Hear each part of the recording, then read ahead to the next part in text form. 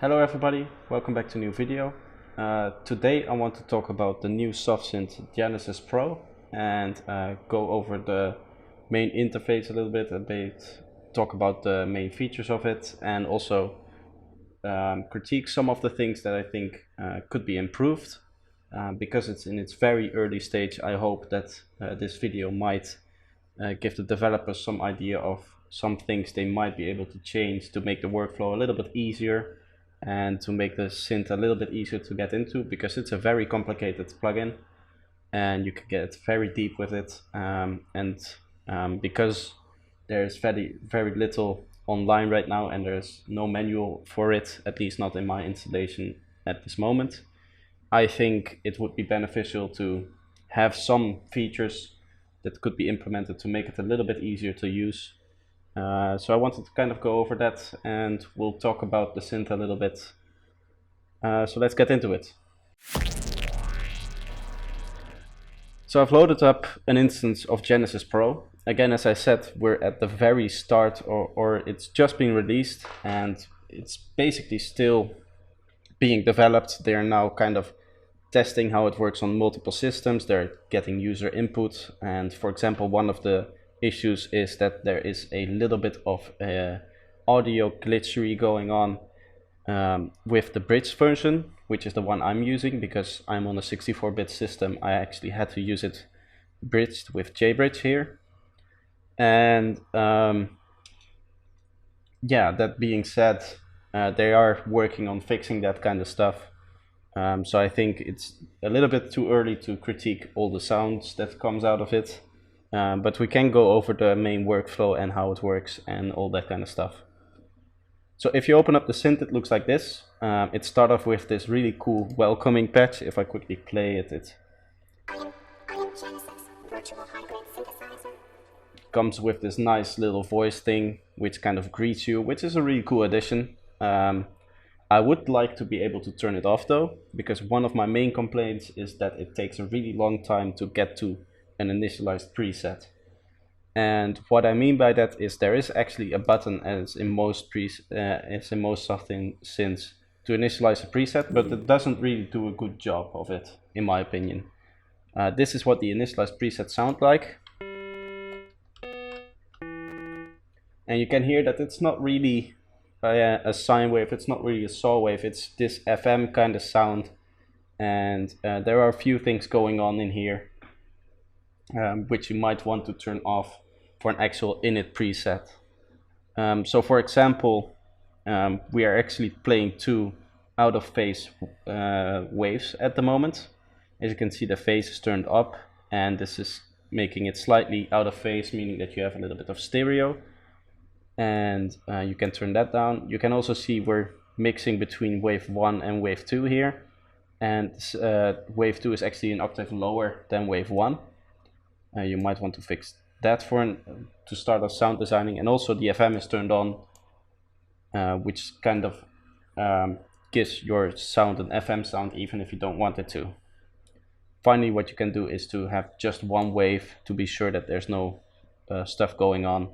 You can turn the wave mix down, and then finally you can turn the sustain up, and this is what I would consider a really initialized sound. It's just a sine wave. Again, you can hear a little bit of crackling right now with the audio, but that should be fixed very, very soon. So this is the initialized synth. Now let's go over some of the features it has. It has 3 types of oscillators. We're currently using the mod oscillator, which is the most basic one. This allows you to have 2 waveforms where the first waveform is able to FM the second one. As you can see, it shows up, it kind of shows you what is going on. And you can see between semi 1 and semi 2, it's showing that number 1 is FMing number 2. So this would be your modulator and this would be your carrier. You can set different forms here. If you can see, you have 2 noise ones. You have a pulse wave, you have a triangle, a ramp, a saw wave, and a sine wave. So that's very useful. And there are some different features here. We have a detune one, a detune knob here. We have the surface knob, which is a little bit weird. I don't exactly know what it does, and there is no explanation for it. what I would love to see for these kinds of tones here, it would be cool if they could have a description on their main panel where there's a lot of space for this kind of stuff, exactly what it's doing to the sound and how it's affecting it. Same kind of for the shape. You can already kind of see what's going on here, is that you can choose different shapes and it will kind of impose that shape onto your on your wave here. It will impose the shape you select here onto the wave that you have selected above here, or the output of the oscillator. And then again, you have some more finer controls here. You have this phase thing, you have an FM knob here, which I talked about before. You also have an FM filter, which I didn't really understand at first, but that's because by default this filter is actually turned off and you have to go into your main panel, which is where you do most of your deeper controls for which don't fit in here. So you'll be spending a lot of time here and you will be changing between many screens here. And you actually have to turn this thing on, and you can set its resonance here, and then it's kind of acts like a filter. Actually here I have to select wave 2 because we're FMing. This is going to be your modulator again, and we want to select wave 2 by changing the mix to the left. So as you can hear now, you have a filter there. So that's the first basic oscillator. The second one is a little bit different in that the first wave is not actually a basic waveform, but you have all these different samples you can choose from, and they're very good samples, very useful. You have a lot of these ROMs here. You have 5 of them, and they come with different things, even some drum kits. For example, ROM 5 contains some drum kits. So if I set the wave all the way down, you can hear I actually have to set it all the way down to -5, otherwise you could hear a little bit of the sine coming through. It acts like a drum machine, which is really cool. It's a really useful way to do that, and it also means that you can potentially in the future, when they allow it, you can import your own set of sounds in here, and maybe you can make your own drum kits through this synth, which would be really powerful if you combine it with the envelope, the filters, all the step sequencers and all those kind of things, and the distortion and stuff like that. Finally, you have this multi-wave oscillator, which is a little bit of a different way. It allows you to do multiple FM stuff here, and if you click any of the buttons, the main oscillator will be, or the main panel will switch to this oscillator settings, where you can select which one are on and which one are off. And you can turn all of them off, for example, on this first one. I don't think this is the best solution. I would love it if they had a number 3 here, which would just be a mixer, like a mixer panel for all the oscillators. But yeah, this is a really cool way to kind of FM multiple waves, and as you can see, it gives you a nice visual of which wave is modulating which. You can really see it, and it changes the color a little bit, and you can get some really aggressive sound out of this kind of FM-y super saw wave here. And if you want, you can turn one up by 12 semitones and get a nice little high end there. And I believe I might have to change something here. If I go to number 4 only, because we're FMing now, you can still hear the FM coming through from the other waves, and you can hear. But if I turn this off, you shouldn't be able to hear. Now you can hear that's only that wave, and using that you can kind of match the waves and stuff like that. The first thing I actually think you should know is that the way these waves work. As you can see, we have 4 waves up here, and this is where you select your waves. Again, same small number of different options here. And here you have 1 and 2 and 3 and 4. So seeing this, I assumed that this would be number 1, this would be 2, this would be 3, and this would be 4.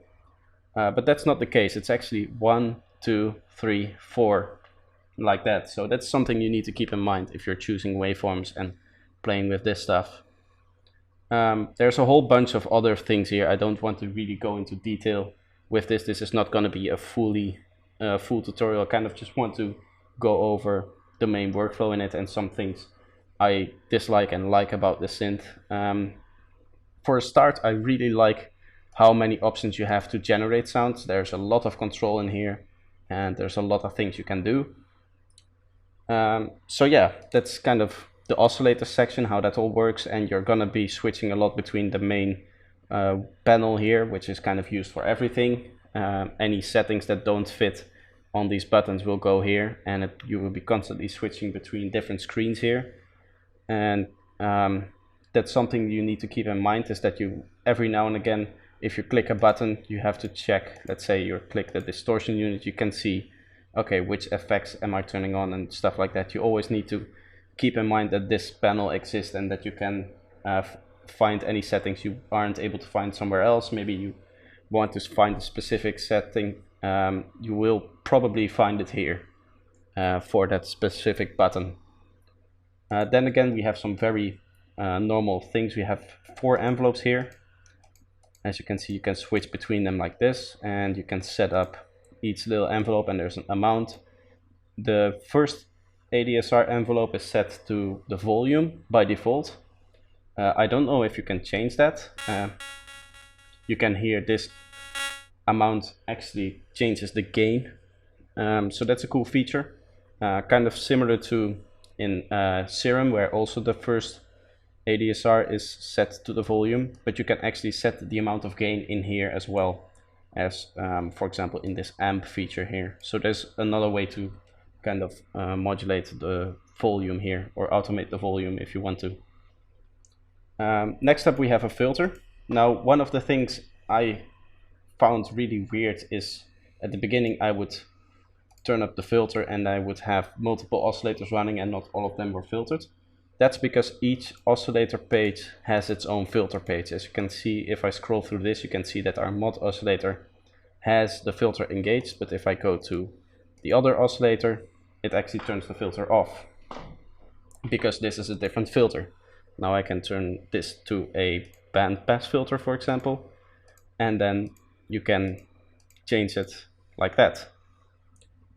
So that's really cool. You can get really complex with different filter modulations in that way, and have different oscillators be filtered in a different way. It can give a really cool sound.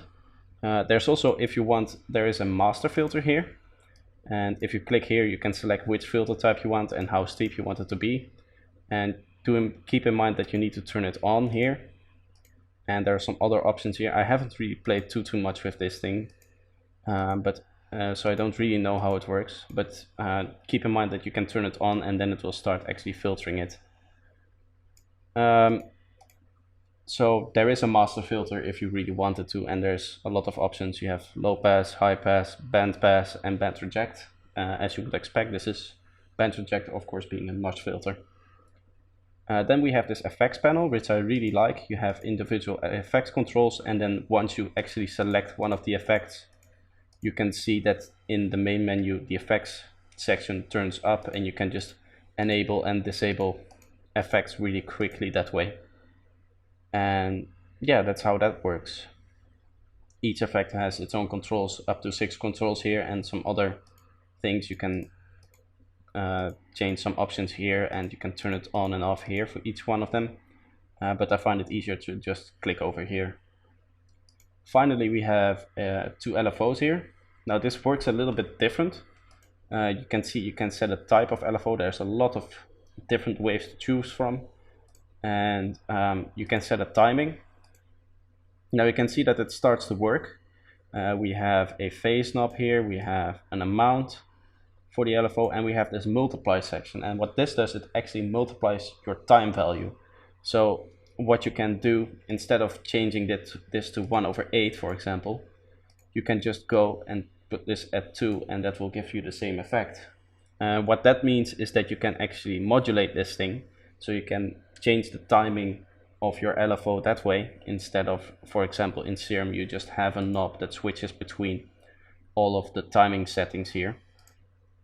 This way you can kind of morph between timings, and that's a really cool feature. I really like that actually. So that's how that works. Finally, you have a mod matrix, and you can go in here. And as you can see, once I click the source here, I can select a source, and then it will pop up again in my main screen. And for every layer of the synth, so for each oscillator layer, the effect layer, and the LFO layer, you can assign one mod source. And that's really powerful. So that's basically how the synth works. Of course, there are other ways. If you click, for example, here, you also have two ways you can assign any parameter here. So you can have multiple parameters being modulated by the same LFO in the same layer if you wanted to.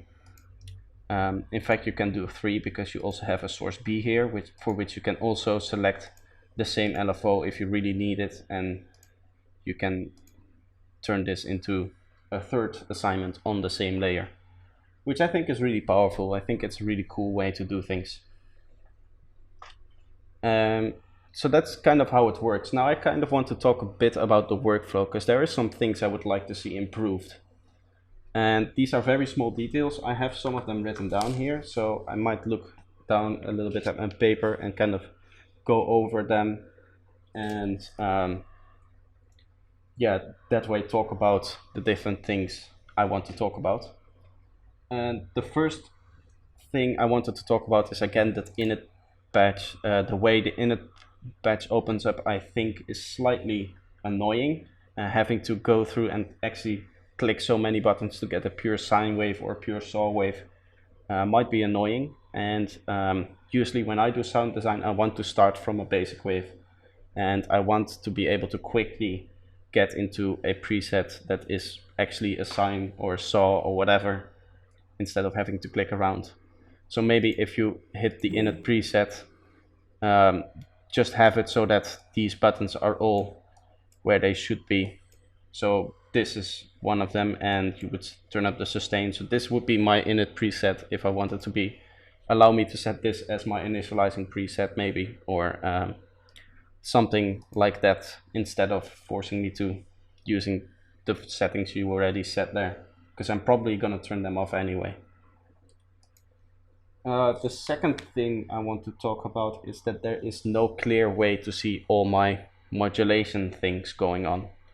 There is a few ways you can modulate things in this in Genesis Pro, and all of them work really well. I think there is a lot of modulation capability inside this synth, and it's really cool. But if you want to see all of your modulations, whatever you're doing, you kind of have to go through menus and check the different ADSR things, and then you have to go to your matrix and see if you don't have anything set up in your matrix, and you have to go through your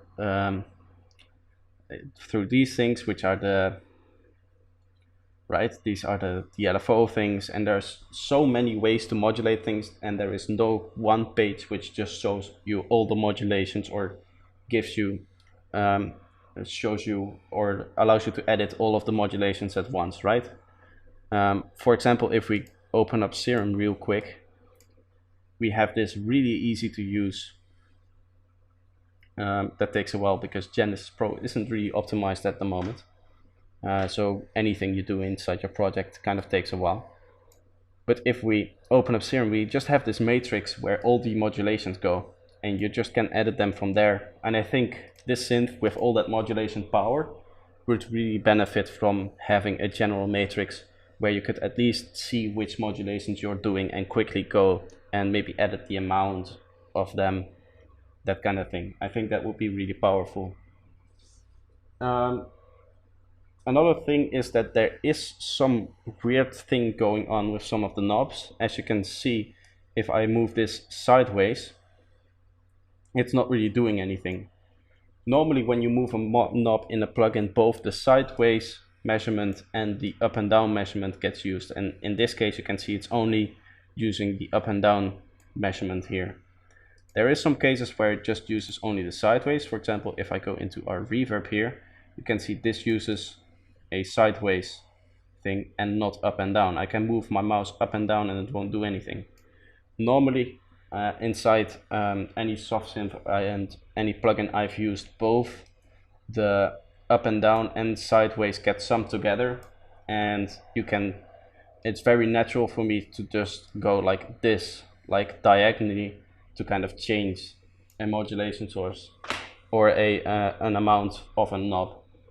And it's something you have to get used to. I've streamed myself using this synth now, and I'll leave a link to the entire stream if you want to watch me explore this synth in its entirety. I will leave a link down below to an unlisted video of me just exploring the synth for a little while. I believe it's 2 hours and 20 minutes I played with this thing, and we made some few sounds. We went over the whole thing, tried to learn it.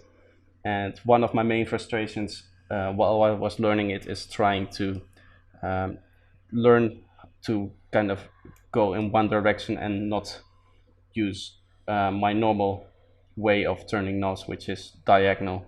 And because this way doesn't work, and in some cases the other way doesn't work, it's something you have to get used to.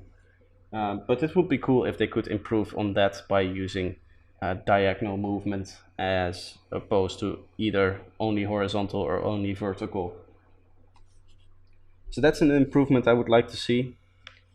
Another improvement is the use of arrow buttons. At the moment, there is a lot of things that kind of work but are limiting in your workflow. For example, one big example for this is the envelope section. We have this big button up here which allows you to select either one of two envelope sets here. It would be cool if they just had arrow buttons here, which allowed me to switch between them. In fact, it would be even better if it was just a button and once you clicked it, it would just change to the other one instead of having another drop down and you having to click again. Because you only have two options, that's only the only thing you really need. There's not much more you can select here. And for example, the same goes for these master effects, where you can set amp, stereo, filter, limiter, that kind of stuff. You can just have, if I know I want to go to the stereo imager, it would be really cool if there was just an arrow button where I could click it once and maybe on the side here. And you could still have this drop down menu in the middle, but just arrow buttons on the side, which allowed me to quickly switch between adjacent effects here. Same could be set for this one. And same could be set for this thing. There's a lot of different places where this could be useful. And to show you how well it works, this does that. This kind of allows you to click it, and by just left clicking it, it cycles you through the waves. Why not do that for everything? Why not have just little buttons here which allows me to quickly turn it on or off? Again, also here, for example, the effects on or off could just be a button, and once you click it, it just toggles between the two options, because you only have two options. And those small little details for workflows really help. I had the same thing for the matrix. Now when you, for the destination here, now when you open up, you have to go through two menus, which is kind of annoying, to be honest. What would be really cool if you again had maybe a button which allowed you to select the main layer. So one of these, two arrows next to them so you can quickly switch between them, and then another button which allowed you to choose something from the second one, and maybe two arrows between them to quickly select adjacent parameters there. I think that would really help in the workflow. Now I just spent a lot of time clicking and not actually making any sounds. So that's something I think could be improved on. And one last thing, I think this might be a bug, but now once you change oscillators, the main panel doesn't actually update. For the main panel to update, you actually need to press one of the buttons from the panel here, and not one that has their own feature. You need to, for example, press the wave mix, and then you get the main oscillator settings. But it would be useful if these just came on whenever you changed oscillators. Again, a little workflow thing, but I think it would really benefit the workflow inside this synth. And all these kind of little improvements hopefully are gonna come within the next few months. And do I think the plugin is worth it? Yeah, the plugin is definitely worth it. Even though now they have the audio issues, and if they're not able to fix them, then it's a pain. I don't think the audio issues, even for a €1 plugin, are forgivable. You can have a lot of features, but if the final product, which we heard those audio glitches from, isn't perfect, then there is no need for me to get it, because I'm never gonna use it, because there's no way I'm gonna get a nice tone out of it. But I think if they're able to change these little details, make the plugin just slightly faster to work with, and of course fix the audio issues, then you should definitely get it. And I bought it, and I think they will definitely fix these things. And yeah, I'll leave a link down below to the page where you can actually get it if you want it for yourself. If you're running a 64-bit system, which most people are, you are going to need JBridge, which is a bridging plugin which I recommend. They turn a 32-bit plugin into a 64-bit plugin. That's going to be $15. So you're going to need to get that. I'll also leave a link in the description for that. And yeah, that's going to be my review. If you enjoyed this review, feel free to leave a like. If you want me to review any other plugins, leave a comment down below. I also do tutorials for anyone who's new here. So if you want to see those, feel free to subscribe. If you have any suggestions for future videos you would like to see, leave a comment down below and I can get to them. And yeah, I hope you enjoyed, and I hope to see you next time. Bye bye.